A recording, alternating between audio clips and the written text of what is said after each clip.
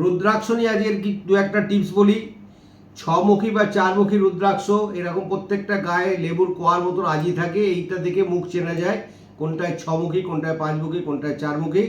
দুমুখী রুদ্রাক্ষ এরকম হবে, কাজুর মতো দুটো সিট থাকবে।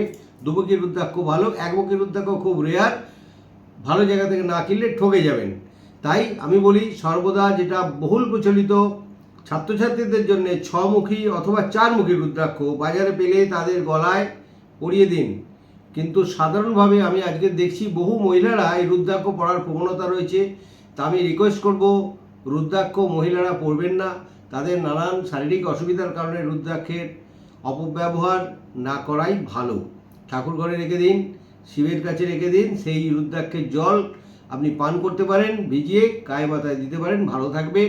ছাত্রছাত্রীদের জন্য যদি পড়ানো সম্ভব হয় তাহলে ভালো, যদি নাও হয় তাহলে এই রুদ্রাক্ষের জল তাদেরকে মাঝে মাঝে পান করাবেন, তাহলেই ভালো থাকবে।